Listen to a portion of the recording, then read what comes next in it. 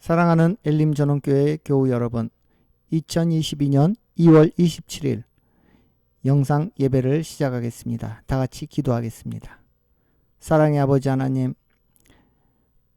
코로나로 인해서 피치 못할 사정으로 가정에서 예배드리는 심령들, 그 가운데 임재하여 주시고 우리가 신령과 진정으로 예배드릴 때 주님께서 흠양하여 주시고 영광받아 주시옵소서. 모든 교우들 영적으로 육적으로 건강히 지켜주셨다가 모두 함께 모일 수 있는 그날이 속히 오도록 은혜 베풀어 주시옵소서. 예수 그리스도 이름으로 기도하옵나이다. 아멘. 오늘 함께 나누고자 하는 하나님의 말씀은 사사기서 12장 7절로 15절의 말씀입니다. 사사기서 12장 7절로 15절. 입다가 이스라엘의 사사가 된 지 6년이라 길르앗 사람 입다가 죽음에 길르앗에 있는 그의 성읍에 장사되었더라. 그 뒤를 이어 베들레헴의 입산이 이스라엘의 사사가 되었더라. 그가 아들 30명과 딸 30명을 두었더니 그가 딸들을 밖으로 시집보내고 아들들을 위하여는 밖에서 여자 30명을 데려왔더라. 그가 이스라엘의 사사가 된 지 7년이라 입산이 죽음에 베들레헴에 장사되었더라. 그 뒤를 이어 스불론 사람 엘론이 이스라엘의 사사가 되어 10년 동안 이스라엘을 다스렸더라. 스불론 사람 엘론이 죽음에 스불론 땅 아얄론에 장사되었더라. 그 뒤를 이어 비라돈 사람 힐렐의 아들 압돈이 이스라엘의 사사가 되었더라. 그에게 아들 40명과 손자 30명이 있어 어린 낙이 70마리를 탔더라.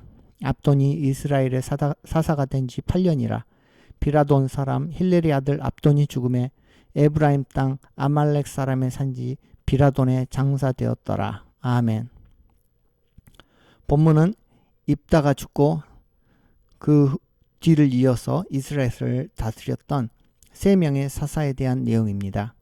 베들레헴의 입산, 스불론 사람 엘론, 비라돈 사람 압돈이 나옵니다. 이 3명의 사사들에게는 한 가지 공통점이 있었습니다. 이들은 이방 민족들을 완전히 몰아내지 못하고 이방 민족과 연합하여 세력을 형성한 사람들입니다. 베들레헴의 입산은 쫓아내지 못하고 남은 블레셋 족속들과 싸우는 대신 그들과 연합해버렸습니다. 입산은 30명의 아들, 30명의 딸을 두었다고 했는데 모든 자녀들을 이방 민족들과 혼인시켜서 이방인 며느리들을 드리고 딸들은 이방인 사위들에게 시집 보내었다고 나옵니다. 블레셋 족속과 연합 세력을 형성하여 입산은 이스라엘 전역에 걸친 영향력을 행사할 수 있게 되었습니다. 그 뒤를 이어 스불론 사람 엘론이 사사가 되었습니다. 엘론은 몇 명의 자녀를 낳았는지 기록되지 않습니다. 이 엘론이 속한 스불론 족속 또한 가나안 족속들을 완전히 쫓아내지 못했다고 사사기 1장 30절에 나옵니다. 사사기 1장 30절을 읽어드리겠습니다. 스불론은 기드론 주민과 나할룰 주민을 쫓아내지 못하였으므로 가나안 족속이 그들 중에 거주하면서 노역을 하였더라. 스불론 사람 엘론은 스불론의 가나안 족속들을 쫓아내는 대신 그들을 이용하여 세력을 키웠고 마침내 이스라엘에서 주도권을 차지할 수 있었습니다. 세 번째로 비라돈 사람 압돈은 에브라임 지파 소속입니다. 그가 속한 에브라임 지파도 아말렉 이방인들을 완전히 쫓아내지 못했습니다. 사사기 1장 29절. 에브라임이 게셀에 거주하는 가나안 족속을 쫓아내지 못하며 가나안 족속이 게셀에서 그들 중에 거주하였더라. 사사 압돈도 아말렉 족속들을 쫓아낸 대신 그들을 이용해서 세를 키웠고 마침내 이스라엘 전역을 장악할 수 있었습니다. 본문의 세 사사들은 자신들이 쫓아내지 못한 이방인들과 연합하여 세력을 키우고 이스라엘 전역을 다스렸다는 공통점이 있습니다. 엘론의 자녀들은 본문에 나오지 않습니다만 입상과 압도는 많은 수의 자손, 60명의 아들딸, 40명의 아들들이라는 비상식적으로 많은 수의 자녀를 두었다고 나옵니다. 바로 이들의 결혼은 정상적인 결혼이 아니라 주변 이스라엘 지파들과 주변 이방 민족들과의 화친을 위한 정략적 차원의 도구였음을 우리는 추측할 수 있습니다. 요즘 대통령 선거를 앞두고 대선 후보들이 자신들의 세력 확장을 위해 자기들의 이념과 노선이 다를지라도 연합을 시도하는 모습과 많이 닮아 보입니다. 이렇게 본문의 세 사사들은 자신들의 세력 구축을 위해 이방 민족을 이용하고 그들과 연합하였습니다. 여호수아, 운니엘, 드보라, 기드온, 입다, 이렇게 이러한 신앙의 인물들로 대표되는 정복주의 사사들과는 반대되는 오늘 본문의 연합주의 세 사사들, 이 모습이 오늘날 어떻게 보입니까? 이 세 사사들이 다 나쁘다는 건 아닙니다. 이들은 전쟁을 택하기보단 평화를 추구했고 이방 민족이지만 그들과 연합하여서 그들을 이용하여서 편의를 도모하고 민생의 안정을 추구하였습니다. 연합주의 세 사사는 경제발전, 민생 안정, 평화 유지라는 공동체의 절대적인 가치에 아주 잘 맞아떨어지는 그러한 리더십의 모델들로 볼 수 있습니다. 그러나 안타까운 것은 이들이 추구하였던 평화는 그리 오래가지 않았던 것입니다. 그들이 누렸던 잠시 동안의 평화가 오히려 독이 되어 이스라엘 민족의 등을 찌르고 말았습니다. 이방 민족과 연합하여 세력을 키웠지만 그들이 집권한 지 10년을 넘기지 못하고 그들은 육신의 수명을 다했습니다. 그들은 많은 숫자에 달하는 자녀들을 낳았지만 그들의 권력은 그 다음 세대에 넘어가지 못했습니다. 그리고 그들이 의지하였던 이방 연합 세력들이 이제는 이스라엘을 압제하는 세력으로, 그리고 그들을 이용하였던 이스라엘은 오히려 이방인들의 노예가 되는 자리바꿈의 결과를 낳고야 말았습니다. 그리고 마침내 이 다음 장인 사사기 13장에서 이스라엘은 40년 동안이나 블레셋의 지배를 받게 되었습니다. 우리가 누리는 평화가 만약 일시적인 평화라면 우리는 언젠가 노예가 되고야 만다는 겁니다. 그렇다면 진정한 평화, 항구적인 평화, 우리는 어떻게 찾아야 할까요?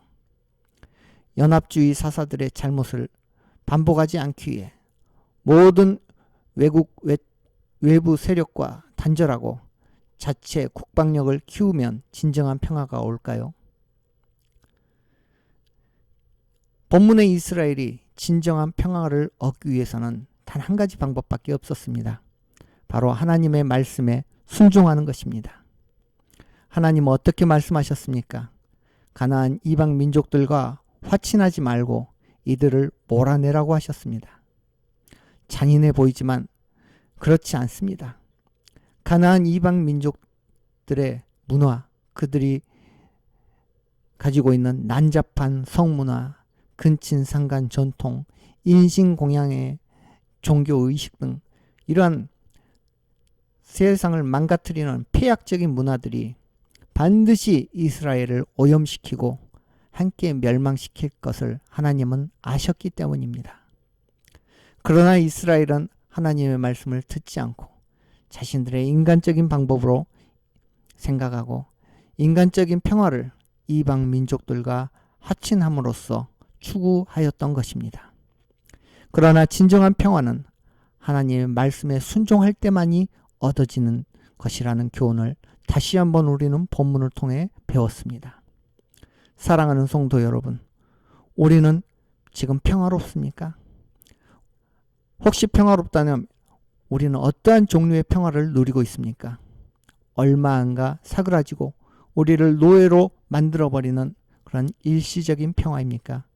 아니면은 하나님께서 주시는 영원한 진정한 평화입니까? 우리는 하나님의 말씀을 들어야 합니다. 하나님은 어떻게 우리에게 말씀하시는가 듣고 순종할 때 우리는 진정한 평화를 얻을 수 있습니다. 하나님께서 혹시 중국과 러시아를 배격하고 미국과 일본과 손잡으라고 말씀하셨습니까? 성경 어디에도 그런 말은 찾아볼 수 없습니다. 성경을 찾아보니까 하나님께서 우리가 평화를 얻기 위해서 어떻게 해야 되는가 예수님을 통해 말씀해 주신 부분이 나옵니다. 요한복음 14장 27절입니다. 평안을 너희에게 끼치노니 곧 나의 평안을 너희에게 주노라. 내가 너희에게 주는 것은 세상이 주는 것 같지 아니하니라. 너희는 마음에 근심도 말고 두려워하지도 말라. 그렇습니다. 진정한 평안은 우리가 외부 세력과 이방인들과 연합하여 세상 사람들의 방식으로 얻어지는 평화가 아니라 오직 예수 그리스도께서만이 주시는 평안이 참 평안입니다. 예수님께서 요한복음에서 이 말씀을 하실 때 곧 십자가의 죽음을 앞두고 계셨습니다. 자신의 죽음을 앞둔 예수님의 마음이 어떠할 것입니까? 그래도 예수님께서는 그 자신이 평안의 원천이시기 때문에 우리에게 평안을 주겠노라 약속하셨습니다. 진정한 평안을 얻으려면 다른 것을 찾을 것이 아니라 우리는 오직 예수 그리스도만을 찾아야 합니다. 그러나 우리의 모습은 어떻습니까? 수천 년 전 이스라엘처럼 하나님이 아닌 다른 것을 통해서 평안을 얻으려고 동분서주하고 있지 않습니까? 치열한 경쟁을 통과해서 얻은 훌륭한 학벌과 안정적인 직장을 얻는다면 우리는 평안해질 것이라고 생각합니다. 그래서 열심히 노력해서 대기업에도 들어가고 판검사 되고 의사 되고 고급 공무원이 되면 평안을 누릴 것이라고 생각합니다. 열심히 노력해서 사업에 성공하면 많은 돈을 벌어서 평안한 삶을 누리게 될 것이라고 생각합니다. 그러나 그렇게 얻은 평화가 과연 오래 가던가요? 그리고 또한 자신의 평안을 위해 자신의 목적을 위해 다른 사람들이 피해를 본다는 생각은 손톱만큼도 해본 적이 있을까요?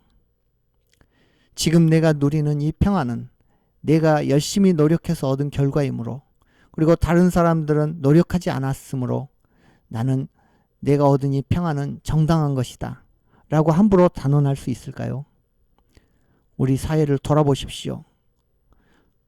학벌이 없다고 기술이 없다는 이유만으로 쇳가루가 가득한 공장에서 휴일도 없이 일하는 사람들 눈에 안 보이실까요?